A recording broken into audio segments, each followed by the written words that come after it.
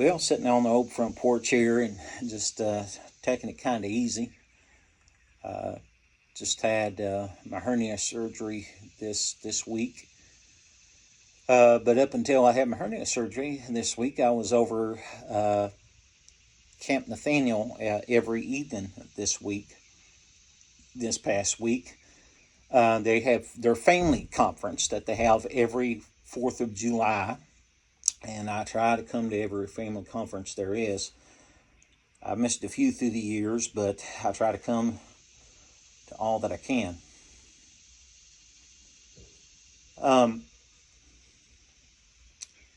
So it's been a blessing to go there. I was going to let you check out this book.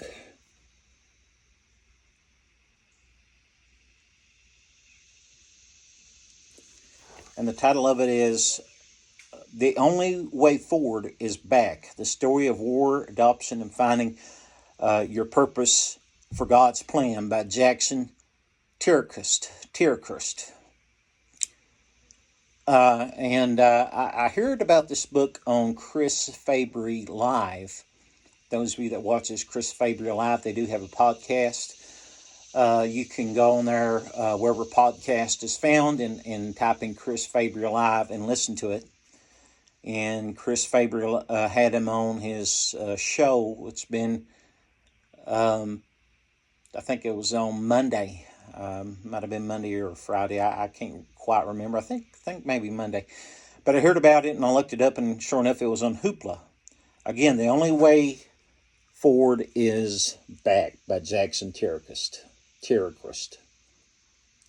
And I'm going to say, after reading that book,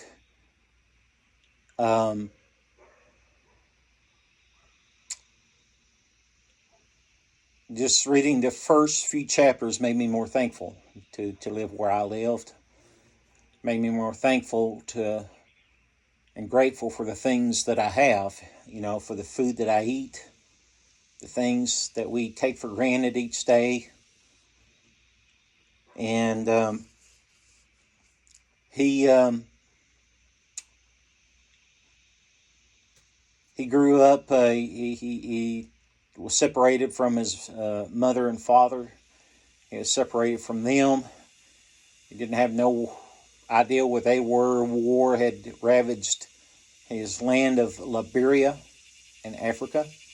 Liberia. War had ravaged through that land.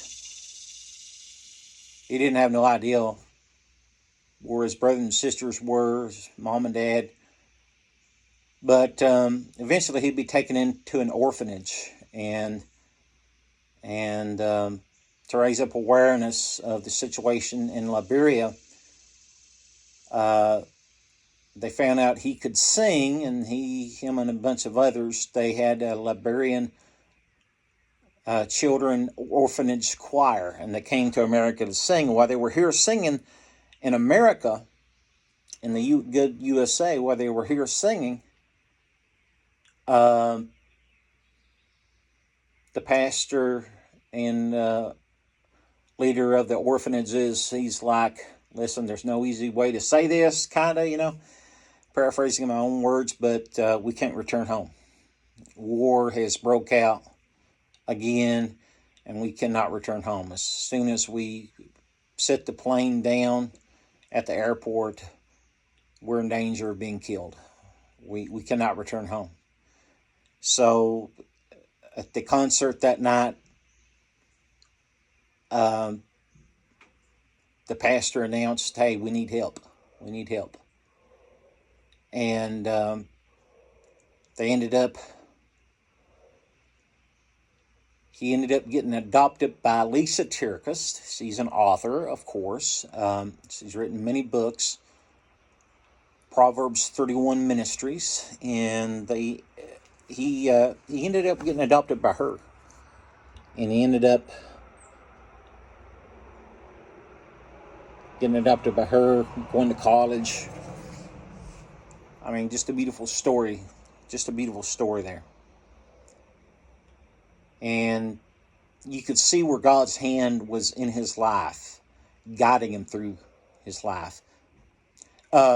One of the stories that he'd written in here about was when he first came to America, when they came here on tours singing at the different churches. They were from Tennessee, Georgia, South Carolina, North Carolina, all over the place singing. But on one of those, when he first came, he had never been to USA before. They took him to this place that had KFC written on it. He didn't know what it was, had no clue what KFC was.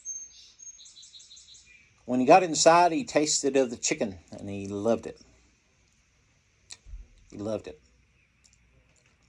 And I just think to myself, we take for granted we can pull up at a KFC and get us a bite to eat, or a McDonald's or somewhere else. We take for granted the things that we have.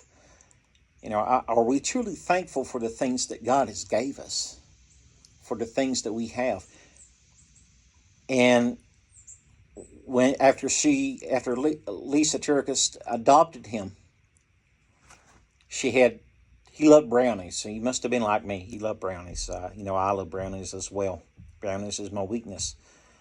And he would gather so much more than what he needed. He would gather a whole big pan of brownies, and he would leave one or two for his siblings, adopted siblings, and he would take the rest and put it up and under his bed.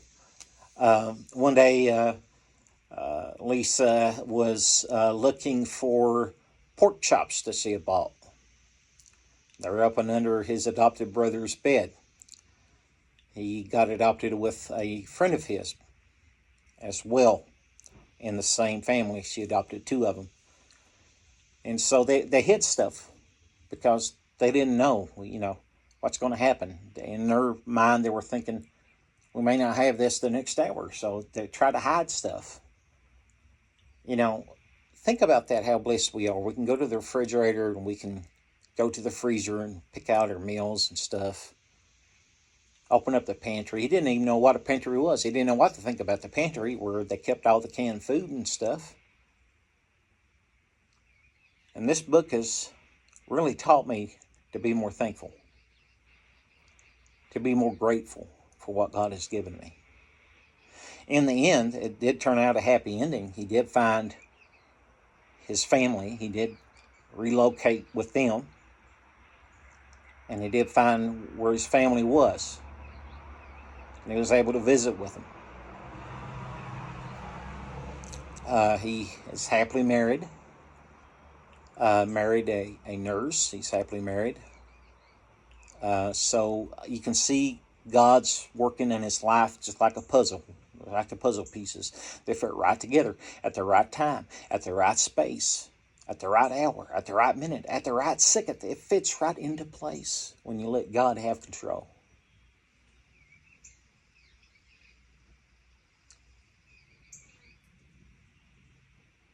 So, powerful book, Jackson Terkeust. The only way forward is back. And I'll let you see this up closer. The Only Way Forward is Back by Jackson Terkeust. I highly recommend that you get this book. It's on Hoopla.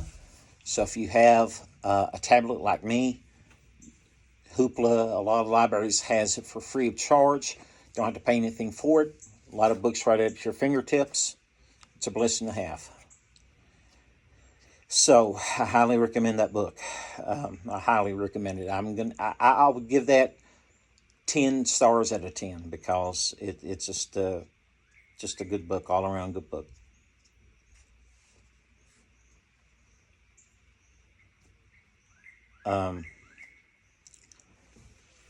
Like I said before, I went to Family Week this week, and I really enjoyed my time at Family Week. Let's see here what we're going to do here.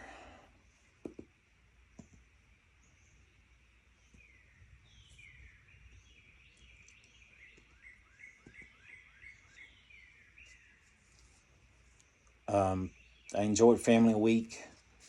It's been a blessing. Family Week has been a blessing listening to the speakers, Scott Welmer, or Brian, Brian Welmer. It's been a very blessed week listening to him speak about the signs in the book of John, the miracles and signs in the book of John.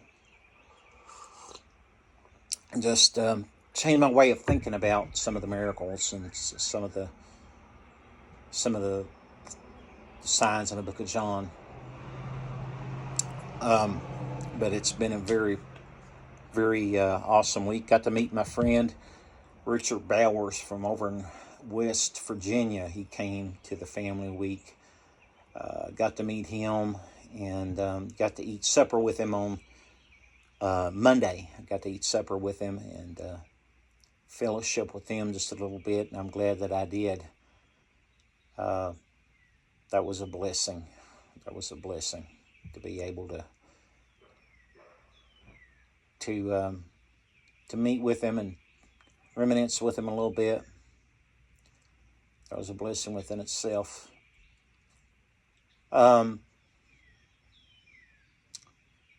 It's been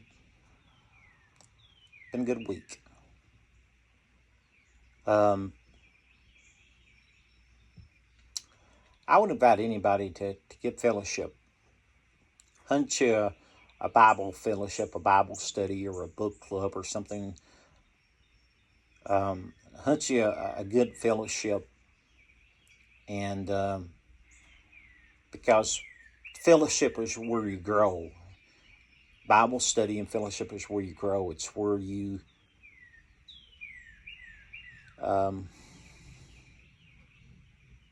understand more and you grow in the Lord Jesus Christ. So it's a blessing. It really is. They have Family Week every year, 4th of July, Camp Nathaniel. And it brings back memories to me. When I was in high school, we would volunteer at Camp Nathaniel. We would go down there, we'd volunteer cleaning the cabins up. We'd volunteer helping them fix things around the campus. We would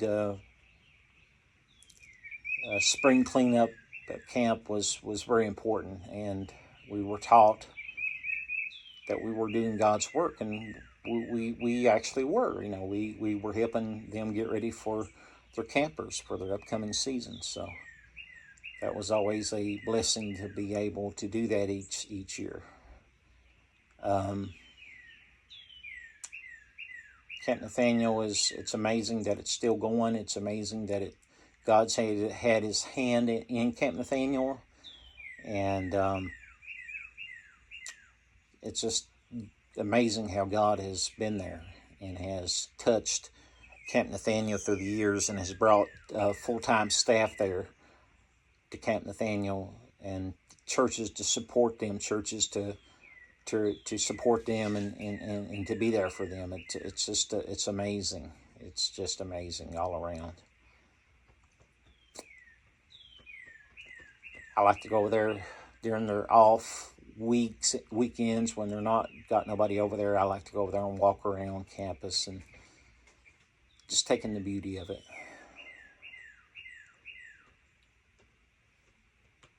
I try to put up the fireworks on my YouTube page. Anyway, God bless y'all.